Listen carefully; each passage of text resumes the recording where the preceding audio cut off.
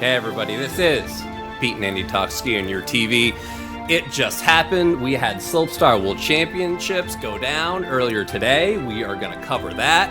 Once every 2 years, this is a thing. Get excited. Also, Snow League happened last week, 10 days ago. I don't know, whatever. That was also a big thing. We're going to talk all about that.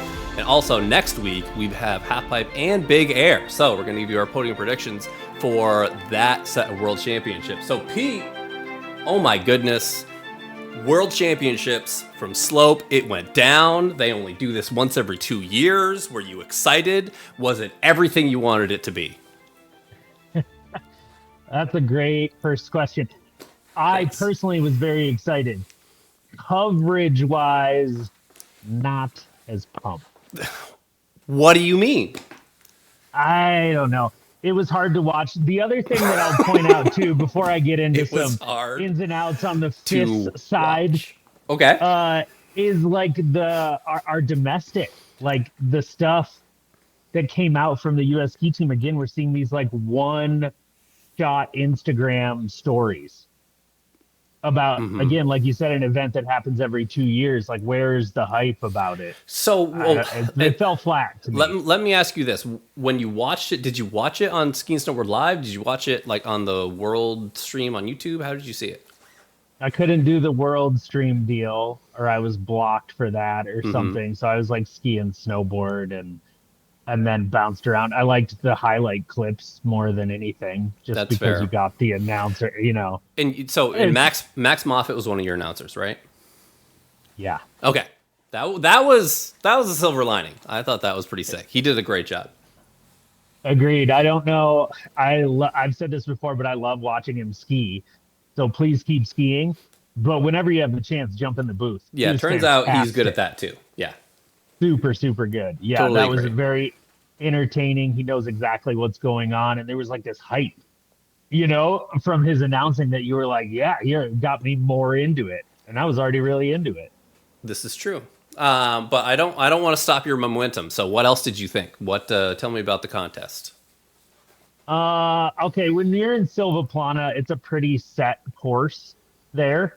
So I wasn't expecting a whole lot. They did change it up a little bit, just in the structure of the course, because typically that hip that they do is like at the first turn of the course. Okay. And it's always kind of a weird spot because you're like coming off of rails, then you have a hip that you can either kind of hip or quarter pipe off, and then you're into jumps, and then it's one rail at the bottom. So they changed it up a little bit, but overall, I like course-wise, to me, it wasn't a world champs course. It was a modified Silvaplana World Cup course. Yeah, it was like maybe we've been spoiled by the rail features recently. You know, like Stoneham had cool rails, like X Games obviously had cool rails, and these rails, there was a little bit of like you could transfer a little bit in between them and whatever, but it seemed like a bunch of flat down rails, and I was like, and like the jumps seemed good. You know, they weren't like massive, but like they were good. You know, the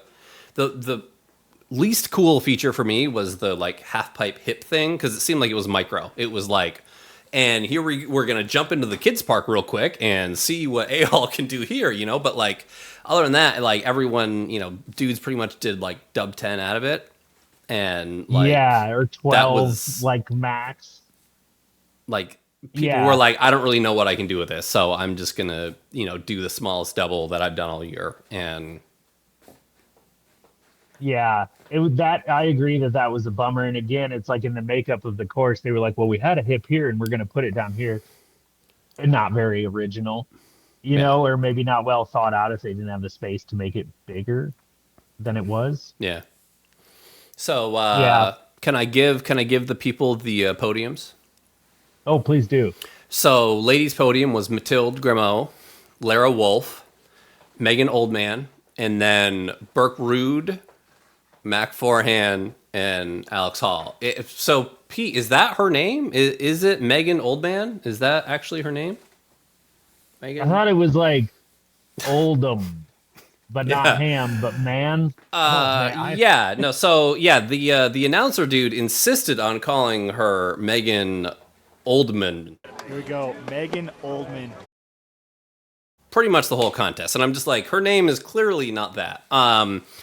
Yeah. So here's my, and it's okay, right, to have an announcer, right? Half of your announcing team not necessarily know everything about skiing. That's fine, like that. Sure. I'm not offended by that. But my question was, if Max Moffat made finals, was it just going to be that dude in the booth, like explaining skiing to us? Because I could have had my mom, do the announcing for the contest, and it would have been almost exactly the same. So I'm not really sure what the plan was. This is their big show, right? This is supposed to be their, X Games, but better than X Games because it's only once every 2 years. It's like their, smaller Olympics, and it really didn't seem like they really cared, much about what they were doing in terms of the production of this event. And I was like, whoa. So yeah, that was again, it was a blessing that Max Moffat was in there, right? Yeah. But I think you're speaking to a problem that we've been talking about forever, where it's like, okay, you have this world champs, this great 2-year event, but for ski slopestyle, or like, oh, whatever, like we don't care about that. So we found this guy to commentate for it, and it led into it being, again, just kind of falling flat for supposedly being this big, large 2-year event, right? I was underwhelmed. But so I don't, I want to say some positive stuff too. I actually thought the judging for the podiums was pretty good. What did you think? Yeah, I was fine. I was fine with the top 3 on both sides. To go back to the women real quick, we've been talking about Mathilde all year long. She took her break. She's back, and she's right back on top. Very, very happy for her. That was sweet to see. We've been telling you. So yeah, I think the podiums, I think, were fine, but that's like a bigger conversation because we've seen this and we've talked about it too. For the rest of the events this year, is there's a mix up farther back, and I hope that the thought process there isn't like, well, they're not podiums, so whatever. Because I care, the athletes care, and if I see somebody's run who was maybe podium potential, but they're back in 8th place, that's not right either. They should be right up in the mix, especially if that's after a first run leading into a second run. Yeah, those rankings matter just as much. Yeah, so I'm so the shout outs that I want to give, and I would say yes, I felt like these skiers were probably underscored, but I also just want to be these people skied great. You know what I mean? Probably put down their best runs ever. Hunter Henderson, number 1, skied awesome, right? We've known that he's a really good skier, but I was just really happy to see him put down probably the best run he's ever done. Stoked for him. Henry Silderu, where I feel like there's definitely times where I can kind of pick apart Henry's run and be like, I mean, it's sick and he's obviously super talented, but he's but this run, I feel like he really put it all together. Again, I think he probably put down the best run he's ever done. And Ben Barclay, I mean, he just podiumed at Stoneham, so it's not like he doesn't get any recognition, but I really like the way that he skied. So I really like those 3 guys. Felt like they probably got underscored, but the important thing is that good for them. Put down huge runs. Next year, I'm gonna definitely expect to see big stuff. Yeah, I think that's the big takeaway is those 3 that you said, those were great runs. Yeah, I'm not the only ones, don't get me wrong. But I just wanted to single out some people. Yeah, I agree, but it's to get one kind of in that high pressure setting of world champs. Very true. At the end of the year done, you're setting yourself up for next year. The Olympics. Yeah. Sweet. Yeah. Yeah, and I thought Lara Wolf, who apparently hadn't really been skiing much, she was good when I wasn't really following slopestyle a whole lot. Man, she skied really well. I feel like the run where she double 10'd probably wasn't great, but she looks like she is a really polished, good skier. So I hope that she keeps doing it. And obviously, Megan Oldham, I mean, she's just good. So yeah, agreed. And it's always surprising me because Lara's from Austria. Yeah, if I'm not mistaken, it's surprising to me because Austria is amazing. It's surprising me their team isn't bigger and a lot more competitive. And don't get me wrong, there's Austrian skiers out there and they're fantastic. But I mean, I don't know, I guess Stubai there and what's the other one? The very fun one, Absolute Park. seems like there would be just kids coming out of the woodworks in Austria, and I'm sure they are. Yeah, they tend to focus on another brand of skiing. You know what I mean? And that's fine. Oh, yeah, I'm not familiar with that one. Yeah, I've never heard of it. The other thing that jumped out to me at the contest, like Andre ran last, and he put down a good first run, and honestly, it was probably as good of a run he's going to do on that course. But then the problem was, like, the podium came down and just slayed it. And man, like, I saw him up there, like, he's got a billboard up there, and he's like right next to it, and he's like, I got this. And I'm just like, bro, you don't got this. Like, I'm sorry. Like, you're a great skier. You are super talented, but you put down probably the best run you're going to put down on this course. And 3 other dudes went down and just slayed. So I'm just like, man, I feel bad for this guy. Like, hometown hero. Like, everybody's like, woo, let's go. And I'm just like, yep, sorry, man. Like, you're on a lot of my lists. Like, you're a great skier, but I do not see it for you in your future. So that made me feel bad. But well, it's the positive. If we're going on positives right now, that I'll say about the judging is that, like, A-Hall's round, again, unconventional, right? Yeah. By all means, because he had the 0 spin. Technically, it's a 0 spin, right? Yeah. But man, his so rails refreshing. His rails were so good. Like, yeah, it's insane, but it's just great to see that we're not rewarding full chuck, right? Yeah, we've got room for creativity. We have room. 1,000%. I don't know how he did that. It's being rewarded. Yeah, and I appreciate that a lot. Obviously, he's the people's champ. He's also the world champ. Not from this event, but he's the globe guy overall. I don't know what you call that person, but yeah, it's wild to me that that's his first one too. Like, how is this guy that we consider? I consider he's been at the top of the sport for a long time, and this is his first globe. And I think this is his first World Champs medal. I feel like they said that on the thing. Like, he hadn't ever won a medal at World Champs before, and I was like, really? How? What? Like, how? Yeah. You know? How? Yeah. And technically, the Swiss did get somebody up there, and his name's Alex Hall. So yeah, you didn't need Andre. Thanks, guys. You had A Hall. Yeah. For those that don't know, A Hall was born in Switzerland by American parents and moved. Sure, right?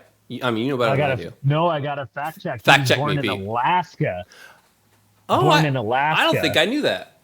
Yeah, small child moved and did his, what do you call those, formidable years? Is that how you say it? Yeah, I know where you're going, but yeah, formative. Formative, that's it. Yeah, formative years in Switzerland before coming. Yeah, and his parents are like college professors or something. Like, they're real smart. Very smart. Don't know how they ever let their kid, become a skier. Being smart. Yeah, but he's, boy, has he made it. Yeah, so they did good for us. Right? Good for skiing. Absolutely. So can I pivot? So in stark contrast to the mediocre coverage of our giant world champs was Snow League. I couldn't believe it. Like, it so far exceeded my expectations of what I thought just like a half pipe contest was going to be. Like, it really, like, and the big thing was, I mean, the TV coverage was insane. Like, they covered it like this thing was the Super Bowl. And they had a great production team. They had so many people that were just like, they're ready to, like, give a different, like, they had their reporter down in the corral spoke Japanese so that she could interview the Japanese riders. I'm like, what didn't they think of? Like, this is wild. It was insane, and it was like I kind of had some questions going into it, especially the start of the year when this was coming up. I was like, oh, okay, but like, what's another half pipe contest or something like that? That's kind of was my thought, right? Yeah, it blew me away. It really did, and like, one of my favorite things about it was they had, I don't know if it was VIP, I think the top deck was, but they had the little building at the bottom, which is reminiscent of an era of X Games from forever ago, right? Yeah. And it's just like the scene that they created, the hype around it, doing like a midway show like through the event, keeping people engaged in it. They did so much right. Yeah. It was, I really think they were like, all right, we're going to do this big and we're going to show people what you could actually do with a snowboard slash ski event. And so like, what, like my biggest takeaway, right, is after X Games, we listed, okay, this is how you're going to fix X Games, right? Like if you came to us and was like, all right, Pete and Andy, how can you fix X Games? Like this is our list. This is what we could do. They took so many things from that list. Like, well, they didn't take from, but they did so many things that we didn't like. So like number one, they had a qualifier, right? Like they didn't just invite 8 athletes. They actually had a qualifier to go into it in this huge event. Number two, probably what I love the most is they didn't have any victory laps. Like if you were in the lead, you went first. Even if you were like the top seeded athlete, you went first. And you had to watch the other athlete go second. And so like the advantage went to the lesser seeded athlete, right? Or the athlete that was behind. So if you were in the lead, you had to throw out bangers. And I was just like, why is it taking this long? Like, why is it taking this long for people to figure this out? Like, it made for a so much better show just because of that. Well, because of a lot of other things too. But that I was just like, I can't believe they finally did it. They did it. Yeah, they did. I think the victory lap deal, again, I like the way that you put it, is that you're giving the advantage to not your number one, right? Yeah. And that's you gotta where make the them fun sweat. is. Yeah. Yeah. And it makes everybody sweat. Like watching too, right? And that's what I want is I want to be engaged, and I was engaged throughout the whole thing. Yeah, and then so another thing, Pete, I'll tell you another thing that they did that we told X Games to not do is they didn't have any dumb ideas from any other dumb sports that they were just like, this is dumb, but let's do it in, half pipe. They didn't do that, right? Like I'm intentionally not going into too much detail on that, but the point is they were like, they were like March Madness, Sweet 16, right? Like that's what our format is going to be. We're going to, look to a show that people love, March Madness basketball, and we're going to put that into snowboarding and see what happens. And like, I'm not going to say like it was perfect and, like they shouldn't ever, tweak anything, whatever, but they tried something big and bold and they went for it. And it was a fantastic show. Fantastic. I think so. And as a first year event too, it's hard. There was probably a million ideas that didn't make it out, but the stuff that they did implement, I think worked really well. The other funny one too about it, and I personally don't think it was like a detractor from the event itself, but it was like a star-studded event.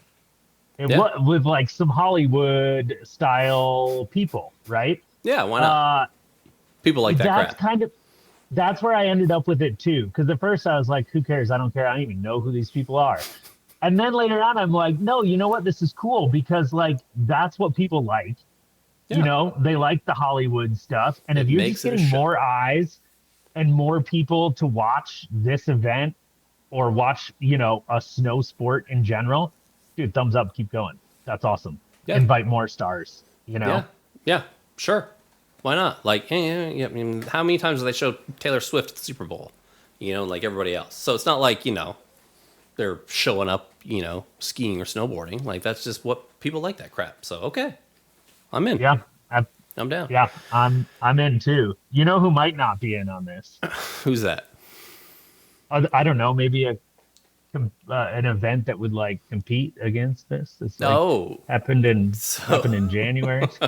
Yeah, I mean, I think this really, to me, like I hope the people that make X Games watch this, and they're just like, oh wow, like this is a whole thing. Like this is not just your standard. We need to stay under 25 runs. Like we need to. It completely broke the mold, and it really worked. It did. Really worked.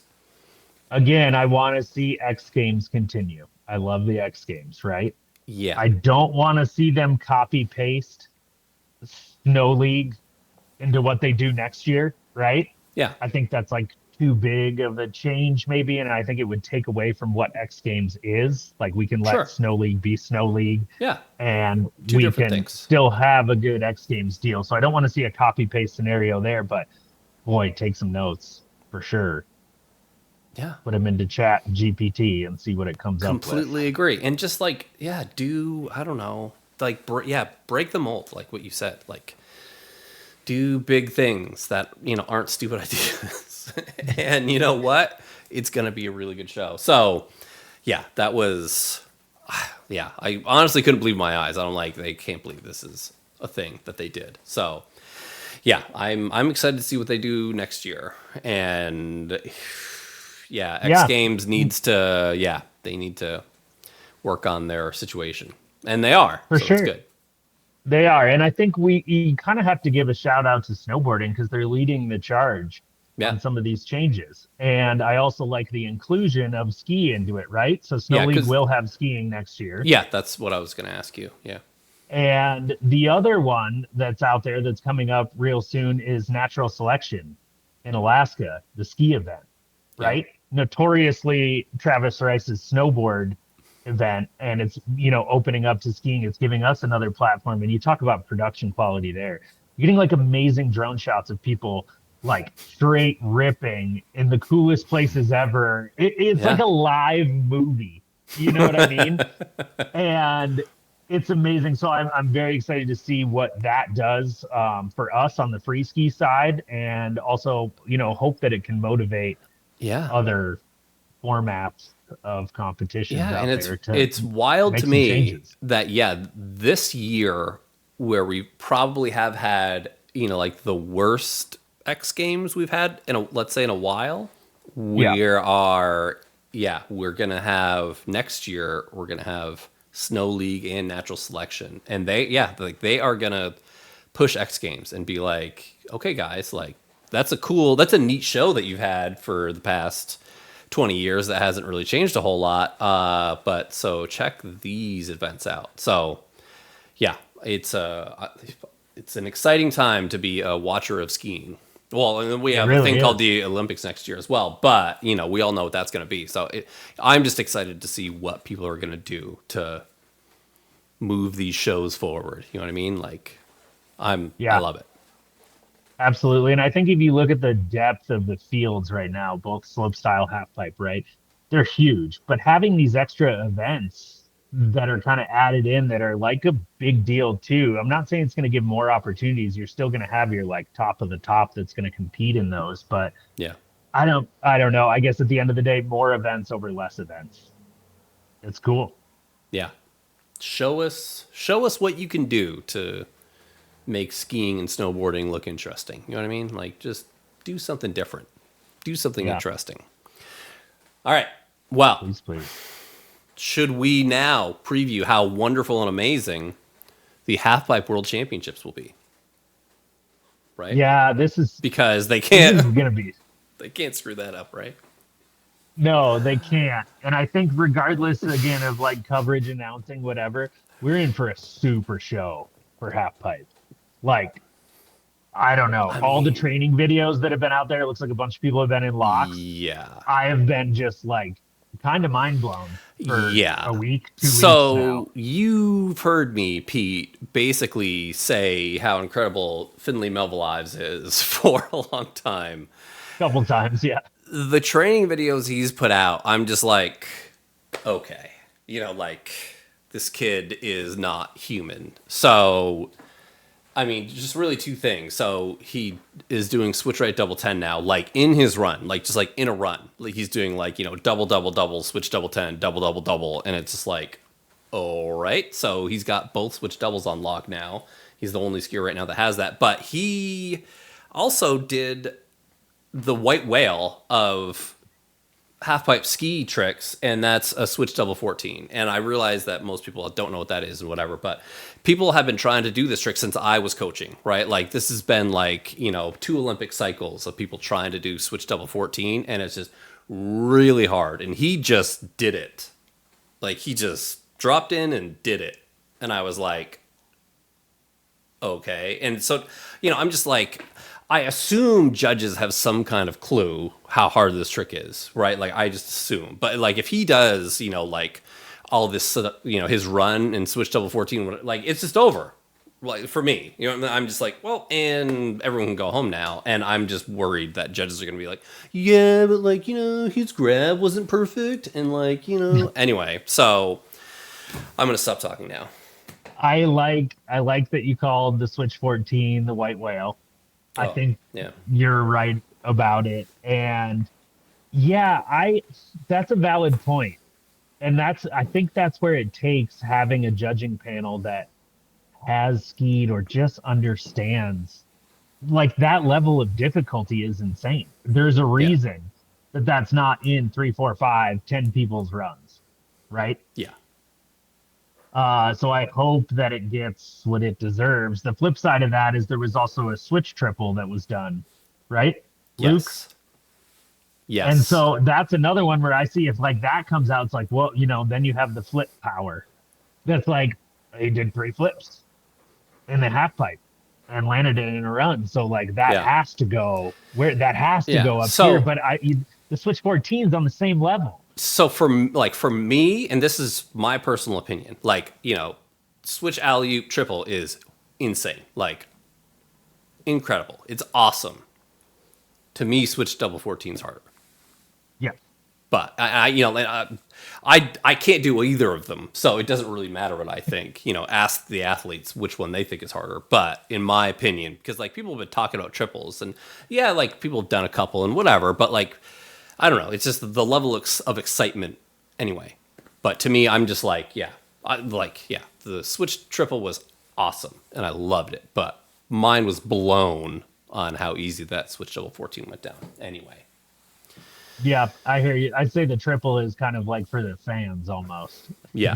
Yeah, I mean, it's a general fan. Yeah, and it's super hype. It's super hype. But is it technically as difficult, right? Like, to me, the takeoff is a lot harder on the 14 anyway. Whatever. Yeah. I'll tell you another thing that I felt was very interesting, Pete. So I saw an article that was on Olympics.com that said something along the lines of Eileen Gu will miss this year's World Championships and whatever. I clicked on that link, and you know what happened? It said this link is no longer available. So apparently they had an article about how Eileen Gu was apparently going to miss World Championships, and then they took it down. Yeah, that's pretty weird to me. Like, why? It sounds like an internet scrubbing deal. Why would you scrub that? And that's the case, like, right? She's not on the start list. She wasn't in slope, so she's not competing.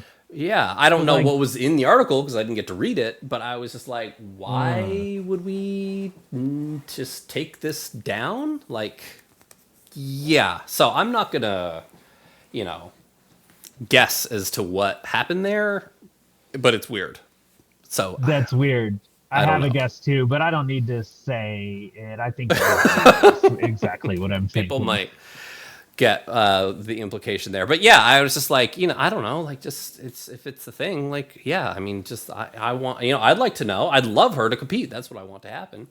But if she's not going to, I mean, let me know. And I don't know, like, I don't know, like, I just want to know what's going on in skiing. That's all I care about. That's kind of where I'm at too. And if whatever injury happened, because I don't even know exactly what it was from X Games, ended up being more serious, then I don't know. That's fine. I don't need to know what it is. I wish her a very speedy recovery. Yeah. Especially heading into summer training and then obviously the big show next year. Yeah. If in fact she does not do World Champs, which it seems like she's not going to, I hope she gets healthy soon and can train up and do the Olympics. Like, that would be really terrible for skiing, and obviously for her if Eileen wasn't able to do the Olympics. So hopefully that's the thing. Yep. My last shout out for half pipe is I saw another training video from Svea in locks, and she was looking really good too. And it's probably just that pipe. We all know that's like a fantastic pipe. Yeah. Right. That's where like everything went down ahead of these world champs. Boy. Yeah. Hopefully the pipe in Switzerland is Peace. Yeah, I have never skied that half pipe or seen that half pipe. I don't know nothing about it. So hopefully they know what they're doing. And I mean, sometimes they do, sometimes they don't. Like I remember the Spain world champ in 2017. You know, it was maybe the worst half pipe in the world. I'm pretty sure that year the slope course was about the worst thing in the world. Yeah, too. but Pete doesn't matter because skiers don't do anything. So Seriously, you guys don't do anything. No, we don't do anything. You're right. We don't do anything. Valid. Very valid. It's not even relevant. Hey Joe, hope retirement's going great. So should we do, Pete, our predictions for Half Pipe World Championships? Yeah, definitely. I'll go first here because I'm ready. I don't think you're ready. I'm never ready for this, Pete. Never. I'll start with the women. I'm going to go Zoe first. I'm going to put Svea in second because I'm a fan. Li Fengwei in third. And Cassie Sharp is my spoiler. Well, so Pete, I have to ask. So does this mean you don't think Eileen is going to compete, or you don't think Eileen is good enough to podium? Oh, that's a super hard question. I'm mostly going with that she's not competing based off of an article that you were not able to read. So it's all hearsay, huh? You're putting this all on me. Yeah. All right. Well, I had Li Fengwei. I had Zoe Atkin, Rachel Carker, because I thought that she skied great in Calgary, and then I had Svea, also because I thought that she looked like she was skiing great from her training videos, and I did not include Eileen because I believe the rumors on the internet, and I think that maybe she isn't competing. But I mean, maybe she's not doing slope and she decided to do half pipe. In that case, she might be on my list. But can we both add an extra spoiler, like just in case? Okay. Well, we won't do it, but hopefully she's there because of what an amazing thing to come out of nowhere and compete and fight the world champs. That'd be awesome. I'd be down. Yep. For men, I have FMI. Then I'm going Alex Ferreira. So Finley is on your list this time, Pete. That's what you're telling me. Was he not before? I don't remember that. I'm not sure. No, we're fans. He's been in my heart, you know. Okay. Yeah, that's the same. You're right. And then I'm gonna go Luke Harold into third because I think if he does put that triple down with no hands, again, it's shock factor. That's going to be in there. And then Goepper is going to be my spoiler because I know he's been in locks cranking too. Okay, and I feel like we're going to see something new from him. So just a spoiler from me. Okay. Well, I can tell you the only overlap that we have on our list is first place, and that's FMI. And I mean, of course, I think the kid is unbelievable and all that stuff. I do still think Goepper and Alex are huge contenders just because of how wildly consistent they are. Like, what if we just get a mediocre half pipe or, we get something that's kind of a weather day? Like, I think that those two are just with their consistency, with the amount of polish that they have, I think they're huge contenders. Anyway, I'm getting off topic. Well, not really, but so I've got FMI 1. I put Goepper in second. He just learned. Yeah, right. He's got both 16s now. Third, Alex Ferreira. Surprise, surprise. But fourth, I had Hunter Hess. And I'll tell you this. So, Luke Harold with his switch triple, which is super cool, super sick. I love it. The only person I've seen do, in an actual half pipe, do a forward triple was Hunter Hess. And I feel like if we're going to raise the bar, if we're going to be all right, people are doing triples now, it's going to happen. Hunter has a really sick triple 16. And I feel that's forward to forward and Luke Harold's a switch to switch. But Hunter did that thing 20 feet out, man. If he does his triple, that's a barn burner. So anyway, that's it was hard not to put Luke Harold on this list, by the way. I'm in the coin flip. Yeah, that was my reasoning on Hunter. Yeah, and leaving Hunter off, I feel terrible about that. You should. That's good. And his Misty 7 now when he goes to 7. Definite is upgrade. like my personal favorite trick. Ooh. So yeah, I felt bad. But the thing is like my lists You'll are get always over wrong, it. I'm and sure so, of it. Yeah, I'm sure he'll end up on the podium, and then we'll all be over it. So. But yeah, man, I just hope it's a show. I mean, that's, I'm certain that I'm just getting my hopes up and I'm going to be disappointed again because that's what I do with half pipe contests. But man, like the stuff that, where we are in the year, right? Like leading up to here, like we've had some really good half pipe contests, and man, I just hope that they have a good enough venue to show. Like, it doesn't have to be a good show. Like, it can be a crappy show because, let's be honest, it's probably gonna be a crappy show because they just don't really care. That part's but fine. Yeah, but I hope if as long as they just have a good half pipe and let the kids do what they do, it's gonna be really freaking cool. Yeah, I think I'm in the same boat of like fingers crossed for a very good half pipe because since like Aspen on, like these half pipe contests have been absolutely insane. Yeah. What happened here, Pete? I don't know, flip screen or something. Fair enough. Now I see myself. Now it's weird. Pete. Oh, he's back. Yeah. Right at the end. He's what back. A turkey. Well, feel like that's our cue. Yeah. Why is it that always like right at the end we have all kinds of weird? We just can't get through one of these without. It's always something. Yeah, it's always me. So, have anything else that we can close this thing out on? No, all right, FIS-sucks.com. I feel like it's just like cut off. Yeah, go. Especially with how World Champs is going. Like one of our flagship sweatshirts says FIS sucks on it, so yeah, maybe consider picking one of those. Head on over to FIS-sucks.com, pick up your favorite Pete and Andy merch, or just a hoodie that says FIS sucks. That is also there. I was actually gonna wear one of my Pete and Andy t-shirts, but then I got lazy and decided I didn't want to go downstairs. We were having a nice little conversation about crackers earlier, how I really like Triscuits. Hashtag not sponsored. I usually like to have a little bit of hummus